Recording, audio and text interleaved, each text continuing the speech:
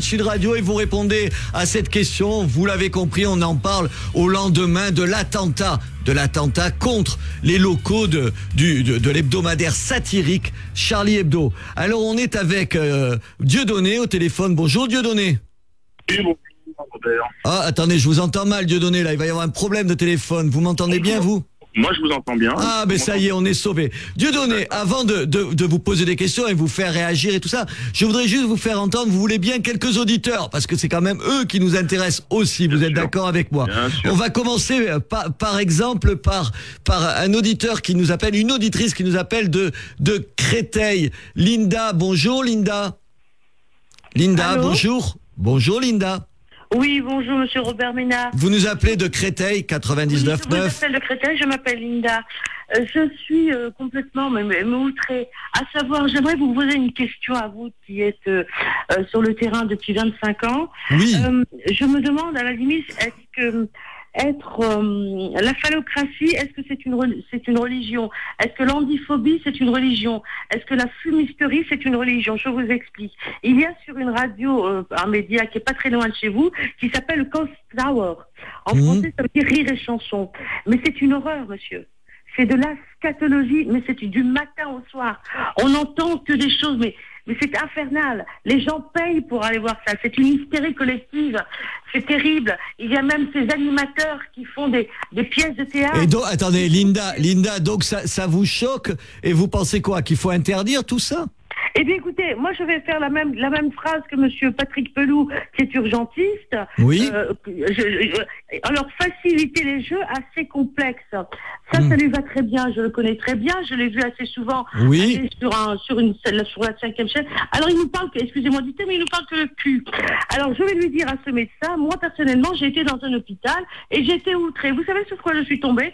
Je suis tombée sur un espèce de petit livre, comme ça, et où il y avait marqué les maladies sexuellement transmissibles des Maghrébins.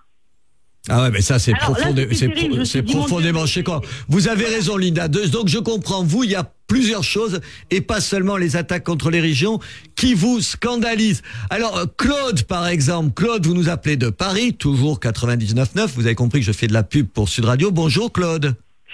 Bonjour, moi je suis très étonné, comme dans Libération, le site de Libération depuis hier toute la journée, donc au travers de mon pseudonyme Turenne,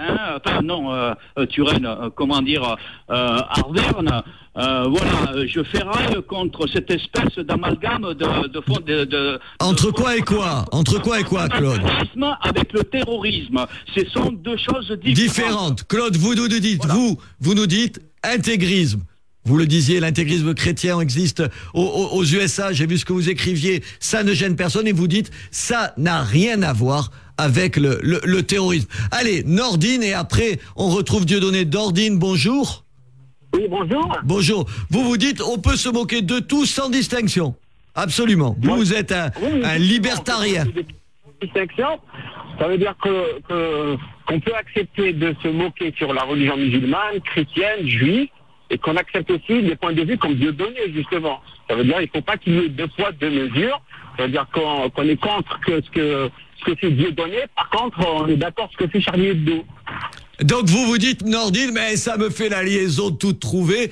Vous nous dites, Dieudonné doit être traité comme Charlie Hebdo, c'est-à-dire qu'on ne doit pas les interdire plus les uns que les autres. Mais écoutez, Dieudonné, ça doit vous faire plaisir.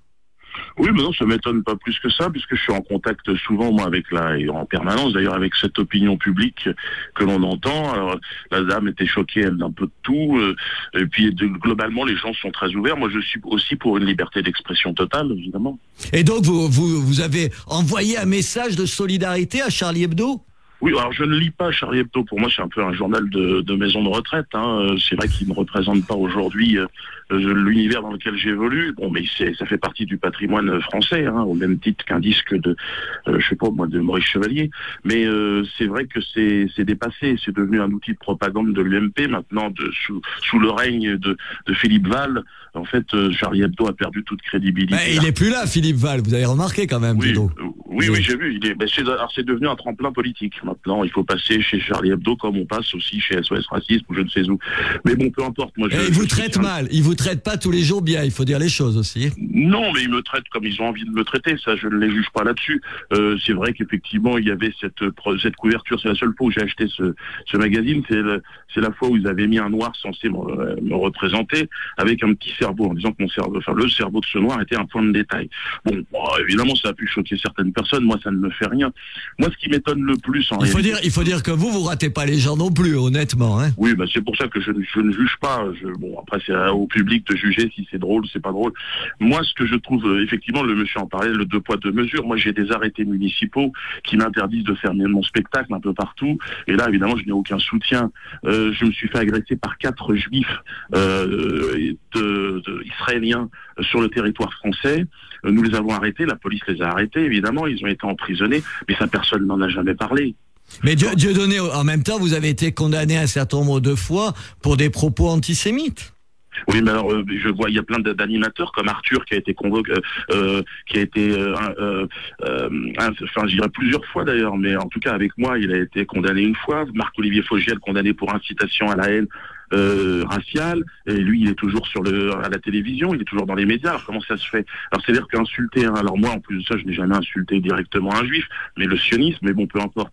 Même, alors ça veut dire qu'une insulte raciste envers un noir ou un maghrébin serait moins grave qu'une insulte envers un juif, c'est ça? Il y aurait une sorte de hiérarchisation, de compétition victimaire organisée et insupportable.